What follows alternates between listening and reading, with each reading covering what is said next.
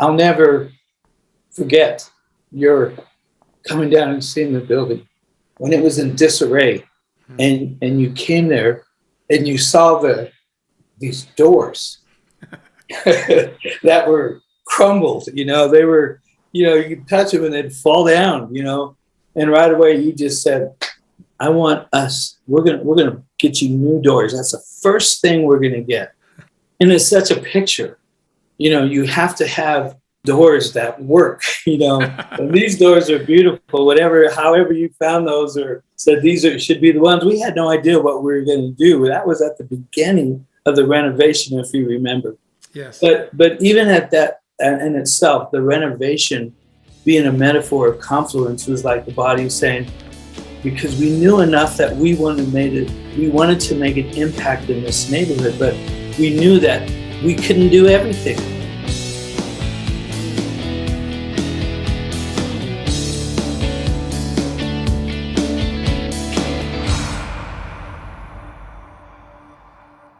So Jude, you have been introduced already on a pre-podcast introduction, and I just want to jump into it. Just before I hit the record button just a couple seconds ago, we were talking about kind of a little bit of our history together, and a lot of our history is me calling you and say, "Hey Jude, I'm in a pickle.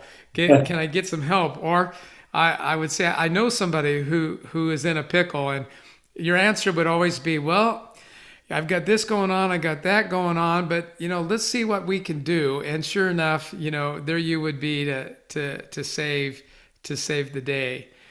Jude, we've shared some good Mexican food together, and we've shared some projects together. But what I'd like to do is I would like you to share with our listeners about your journey in starting the ministry that you called Confluence.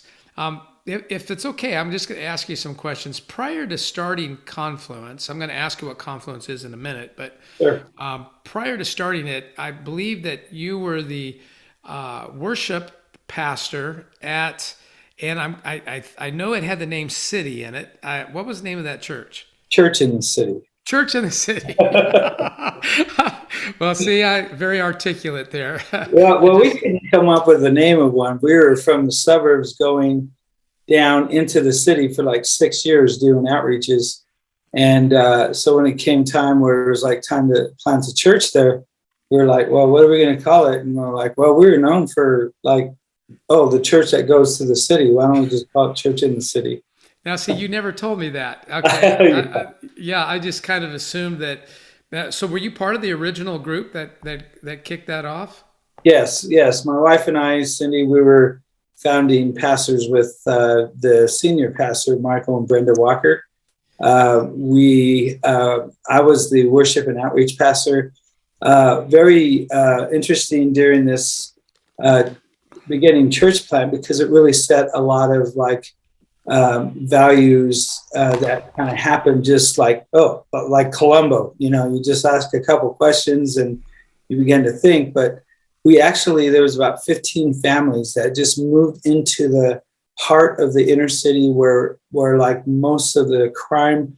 1993 in the city of Denver was known as the Year of Violence. And we felt like we needed to move in to the community. It was Bloods, Crips, crack houses. And we felt like compelled to all of us to move in and so we could be there, so we can, be a part of the suffering. One of the things we learned was we had these ideas of what we thought we would do. We just, we'd buy a house and maybe we'd have a room for, someone who's homeless or a kid. And it was very interesting. The Lord just really said, hey, all I'm asking you to do is just to go and to love your neighbor. That's all I want you to do. And we ended up we were pretty much the only family intact, and we had lots of brokenness around us, but we learned how to engage, and our kids were natural missionaries, and it was really a very, very incredible time that we just learned what it means to just take on a next assignment, not knowing what you're doing. Well, I've got to give some commentary here for our listeners. Whenever I get to talk to you or to our mutual brother and friend Randy, you do what I know a lot of wrestlers do. You just go for it. You just do it. You feel compelled. You feel led, and you go do that. I know that's been true in my life. I have left the organized, the security, to step out and do things that I felt I was supposed to do. One of my favorite pictures that I own is the picture of Coach Randy, and Randy's still coaching at Denver West, is he not? East High School. You don't want to tell East. Randy Oh yeah, West. East. See, It's East High School. I leave town for a few years and I already forget. That's right, East High School. Correction noticed. Noted. As East is from the West, you're forgiven, Jim. Well, here, one of my favorite pictures is we were all at the pizza parlor some years ago. In fact, I think it was the January or February of the pandemic, if I recall that right. And someone snapped a picture of you and Coach Randy and myself. And I still have that picture, love that picture. And I love it not just because there's three ex-wrestlers there. Well, two of us are ex for sure, but three ex-wrestlers. But there are two men I can see eye to eye with. Yes, Physically, we all tower somewhere between, I don't know, 5'5" and 5'6" or 7. I don't know, somewhere in that. Yeah, somewhere in there. somewhere in that area. But so while you were there working in the church, you got another harebrained idea, and Bill Hybels coined a phrase many, many, many years ago. I think he coined it. Maybe it was original with him. Maybe it wasn't. I don't know.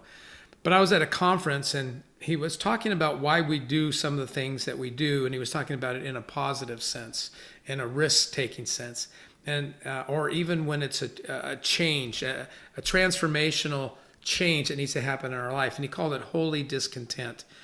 Scripture teaches us that we are to be content people, but there is a rub that we get from time to time, an agitation, something that bothers us. And I really like that term, a holy discontent. And you saw something happening in the inner city in Denver that was the seed planted in your heart to create Confluence Ministries. I'll never forget your coming down and seeing the building when it was in disarray.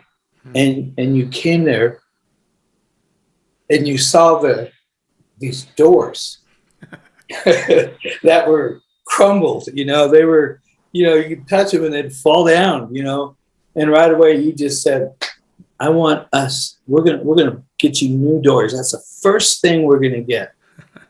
And it's such a picture, you have to have doors that work, and these doors are beautiful, however you found those or said should be the ones. We had no idea what we were going to do. That was at the beginning of the renovation, if you remember. Yes. But even at that in itself, the renovation being a metaphor of confluence was like the body saying, because we knew enough that we wanted to make an impact in this neighborhood, but we knew that we couldn't do everything. And we knew for us that God wasn't calling us to be a church, and that we felt there was enough churches in the community, but we needed a place where the community can come together and we can serve our community. We can serve through, and we still have these classes today. We tutor kids from the local elementary school. We have actually connected with the two elementary schools that are very close to our outreach center. But tutoring kids, MOPS group, which is mothers of preschoolers, encouraging and pouring into young moms. Our ESL and our GED classes. When the COVID hit, no one was doing anything. No one was meeting. But again, part of the learning process is like we should be able to reset a little bit and then reboot. And so part of that, that's exactly what happened was like, we said, we need to take these classes and let's just try them on Zoom, let's try them online. And actually it was like so much better. You're talking for like a community, the people that would literally, they'd be on a bus for an hour and a half to come to our place. And now we can, have a class and connect with people online. And so those classes are still going today. And then helping people get their GED in Spanish. Just seeing, again, our heart is empowerment. Our heart is, we know that for us, we couldn't do everything either. So we could tell you, though, anybody in this neighborhood could come here and say, hey, well, I'm hungry. I need food. And we go, okay, this church up here, they have food on Monday. This one has, a church on Thursdays. Has food on Thursday. And we just learned how to exegete our city to the needs of the city and knowing what we could do and what we can't do. And so that, yeah. And I know that you did some things just to have fun too. I've been to a couple of the big block parties that you guys have thrown, where, you're kind of seeing the building become a hub, of positive caring activity. Yeah, we had a little block party in the beginning years to say, hey, and that was like, if you talk about values or what it is that God set in our heart right away, and that was like, love your neighbor. That's what I want you to do. Build neighboring. Love your neighbor. Reach out. Bring them together. Show them and get to know who they are. And that's what that block party was like at the beginning. But then all of a sudden, we realized, Jim, that there was so many other nonprofits, there was other faith-based churches, there was even government agencies that were bringing goodwill into the community. And we thought, we need to invite them to this block party. Well, it grew so much, we had to take it to a park. So now it's a festival. now it's like, and it's coming up August. Oh yeah, 6th. And then there's that festival that we do. yeah. And that was like, oh my goodness. But now there is this place where it's a village of community resources and community, all these nonprofits, again, faith-based, and government agencies that are bringing goodwill into the community. And so the idea is like, here's the thing. We said, okay, we want you to come because we see and value the work that you do. The Boys and Girls Club, Girls Inc., the Volunteers of America, the Denver Housing Authority. There's so many things because even though this community is changing and gentrifying, there's still built-in poverty, and we have still a job that's going to be about how do we connect the millennials with the older Latino community that's left here, all kinds of crazy stuff. But that expression at that block party at the park now is just really beautiful because not only, again, do we give them an opportunity to say this is the goodwill that they're doing in this community for many years, but not only that, we tell them we want you to have a sign up so people in this community can volunteer at your nonprofit. Because I'm glad to hear you guys have done some stuff with the Boys and Girls Club. In fact, 2 Zoom meetings ago, I was meeting with Erin Porteous, the CEO of the Boys and Girls Club of Metro Denver, and I know that her heart is to grow exponentially in the reach, that they have, and they're doing great work over there. So that's good to know that you guys are connecting, at least in the inner city, piece of that. Yeah. It's really, it's really been fun to be that catalyst to bring people to the table and, just share with us, what your heart is, because, it just seems like we're in such a competitional environment.